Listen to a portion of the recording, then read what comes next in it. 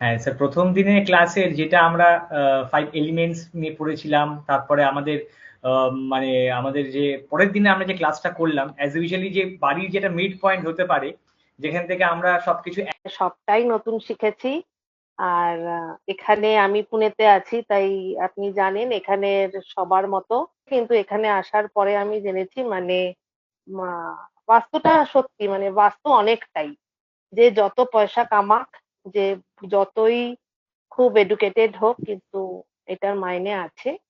তো এখানে আসার পরে তাই আমারও শেখাটা এখানে আসার পর থেকেই, তাই আমি মানি। এখানে আর এই এই যে আমি 2 দিন 3 দিন ধরে যে ক্লাস ওয়ার্কশপ করলাম, এখানে নতুন হুম, কিছু শিখলে?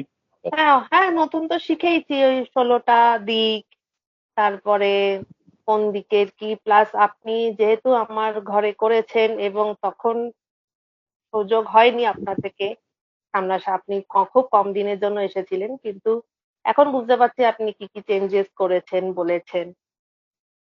তো দুর্দান্ত স্যার, মানে হ্যাঁ, আমি তো মানে শিখতেই চাই, আরো শিখতে চাই। আপনি আপনি তো খনি। স্যার বাস্তু নিয়ে প্রচুর মিথ, মানে প্রচুর মিথ। আমি মানে আমার এই যে এত এই এখানে আসা বাস্তু আর আপনার সঙ্গে পরিচয় হওয়ার পরে এই যে এতদিন জানছি, এই দুটো ক্লাসেই তো অনেক কিছু করলাম। আপনার সঙ্গে কথা বলে তো ওটা এনকারেজ পেয়েছিলাম যে হ্যাঁ ক্লাস শুরু হবে, একটা নতুন কিছু শেখার হবে।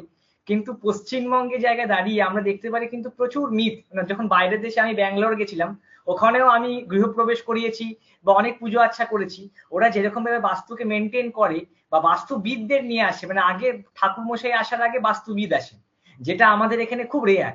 এখন বিভিন্ন বিভিন্ন হোটেল রেস্টুরেন্ট এরা নিয়ে আসছে, কিন্তু বাড়িতে খুব কম। হ্যাঁ, রাজারহাট নিউ টাউনে কিছু কিছু অ্যাপার্টমেন্ট ওরা বাস্তুবিদদের সাথে কনসাল্ট করে তারপরে করছে, কিন্তু খুব রেয়ার। আর এটা কিন্তু খুব এফেক্ট করছে প্রচন্ড প্রচন্ড। আপনি যেদিনকে বলছিলেন যে বাস্তু নিয়ে পশ্চিমবঙ্গে যে একটা হচ্ছে মিথ তৈরি এবং খুব বাজে ভাবে হচ্ছে, এটা কিন্তু খুব মানে আমরা যদি ভালো করে শিখে যদি আরো মানে এটাকে নিয়ে এগোতে পারি, খুব একটা কাজ হবে, মানে ভালো কাজ হবে। স্কোপ আছে, কিন্তু এটুকু আমি অনেক তোমায় বলে স্কোপ আছে, রাখি। অনেক স্কোপ আছে, একদমই স্যার। অনেক স্কোপ আছে স্যার, পশ্চিমবঙ্গে আমারও বাস্তু এই কিন্তু। কথাটা বলার আছে। হ্যাঁ, বলো। মানে আমাদের এই মানে ওয়েস্ট বেঙ্গলের মধ্যে মেবি মনে হয় বাস্তুটাকে অতটা গুরুত্বও দেওয়া হয় না। এটাও যে একটা খুব জরুরি বিষয়, এটাকে অতটা না গুরুত্বও দেওয়া হয় না। কিছু বললেই এই রঙে কি হবে, এদিকে এটাতে কি আছে কি নেই, কিন্তু আমার কোথাও মনে হচ্ছে এর ভীষণ এফেক্ট আছে। কারণ ছোট ছোট এতদিন যেগুলো করেছি শুনেই করা, তাতেও মনে হয়েছে যে এটা বেটার রেজাল্ট এবং লজিকও আছে, এটাই আমার কাছে মনে হয়েছে। এবং সেটাকে খুব গুরুত্ব মানে বাইরে কিন্তু এটা বেশি মেনটেন করা হয়, এই জিনিসটাও দেখেছি। বেশি একদম মেনটেন করা হয়, বেশি ফলও তারা পায়। একদম একদমই, যেমন একদম। আমাদের এখানে আরেকটা, মানে লোকে বিল্ডিং করছে তার উপর ফ্লোর বাড়িয়ে যাচ্ছে বাড়িয়ে যাচ্ছে যত পারে, সেটা 62 হোক 72 হোক, মানে কিন্তু যেটা বাইরের দেশে আমরা দেখতে পারি, ওদের কিন্তু ফ্লোর নিয়ে ওরা প্রচন্ড ভাবে সাউথের দিকে ওরা ভীষণ মেনটেন করে আমার।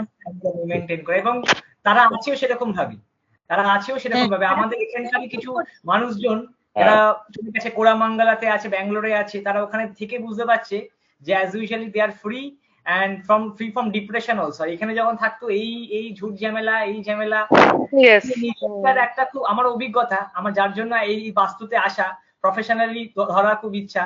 আমি যখন হসপিটাল ডিপার্টমেন্টে কাজ করতাম, অ্যানাস্থেশিয়া ডিপার্টমেন্টে, যখন অ্যানাস্থেশিয়া দিতাম প্রত্যেকে জিজ্ঞেস করতাম, কেন আমাদের ডক্টররা বলতেন প্রথমে ইনজেকশন দিয়ে দেবে না, আগে জিজ্ঞেস করবে কি খেয়েছে, কেমন থাকে, কোনো অসুবিধা হয় কিনা। তা প্রত্যেক পেশেন্টকে যখন জিজ্ঞেস করতাম, হ্যাঁ ভালো আছি কিন্তু বাড়িতে খুব গন্ডগোল, এই গন্ডগোল সেই গন্ডগোল বলতো, কিন্তু খুব ভালো আছে কিন্তু বাড়িতে তো আমাদের কিছুই নেই, কিন্তু কোথা থেকে যে এত প্রবলেম অ্যারাইজ হচ্ছে, তো এই সেই। আমি তো খুব ফিট আছি কিন্তু এত ভুগছি কেন বাবা বুঝতে পারছি না, এই জ্বর কালকে ওই, এই আমার মেয়েকে নিয়ে হসপিটালে ছুটতে হচ্ছে, বউকে নিয়ে ছুটতে হচ্ছে। তা আমি শুনলাম ভদ্রলোক এত ফিট, সব চার্মিং, তার সবকিছু কথাবার্তা, কিন্তু এরকম এত বিপদ আপদ লেগে আছে, কিন্তু নিশ্চয়ই কোনো কিছু একটা ইম্প্যাক্ট হয়তো বাড়ির মধ্যে আছে, সেটা থেকে হয়তো নেগেটিভিটি ইনক্রিজ করেছে হয়তো। এক্স্যাক্টলি, এটাই বাস্তব। Thank you so. বাস্তু নিয়ে অনেক মিথ থাকে, সেইটা একটা ভেঙেছে। তারপর এই যে দিকের ব্যাপারে আমরা বেসিক্যালি জানতাম যেটা 4টে মেন দিক থাকে আর কর্নার গুলো থাকে, সেটা আরো 16টা ডিভিশন থাকে। এই ব্যাপারটা অতটা জানা ছিল না, এটার ভালো ইয়েটা জানতে পেরেছি। তারপর কালারের বেসিসে কোন কোন কালার অ্যান্টি কালার হতে পারে সেই ইয়েগুলো এই দু একটা যে বললেন ওই জিনিসগুলো অনেকটা নতুন জেনেছি, এগুলোর আইডিয়া ছিল না। আর একটা স্যার আমার কোশ্চেন আছে, ওই বাস্তুতে অনেক ছবির কথা বলা হয় না, যেরকম ওই ঘোড়া দৌড়াচ্ছে সানরাইজিং এর সাথে, পদ্ম ফুল, তারপর আরো ওই কই মাছের একটা কই ফিশের একটা ছবি হয়, এইগুলো কতটা লজিক্যাল, আমি ওইটার ব্যাপারে আজকে আমার জানার খুব তো ইচ্ছা আছে। আজকে সব আমি আলোচনা করব, কতগুলো লজিক্যাল, কতগুলো ইললজিক্যাল, কতগুলো ফেক, সমস্ত কিছু আমি আজকে আলোচনা করব। অনেক ধন্যবাদ। আশা করি তুমি বা তোমরা নতুন কিছু শিখতে পেরেছো, রাইট?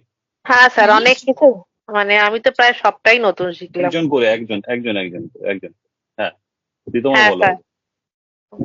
এগুলো আমি অনেকটাই নতুন জেনেছি। তারপর এই আপনি যেগুলো মানে এই রেমেডিস গুলো, এগুলো অনেকটা নতুন জানা হয়েছে, যে একটার কোনো ভুল থাকলে সেটাকে রেমেডি দিয়ে মানে আরো ঠিক করা যেতে পারে, বা সেই জায়গাটা ইউটিলাইজ করা যেতে পারে, এইগুলো আমার কাছে নতুন, মানে এটা না ভেঙে ওখানে আবার আমি রেমেডি করে ঠিক করতে পারি, এই ব্যাপার করা যেতে পারে এইটা। তারপর কাজের জায়গা বা ফাইন্যান্সিয়াল হেলথ, এই জায়গাগুলো ইমপ্রুভ করার জন্য কি কি কাজ করতে, এইগুলো অনেক নতুন জেনেছি। এইগুলোতে আমি খুবই স্যাটিসফাইড এখনো অবধি, এইগুলো আমার খুব ভালো লাগে।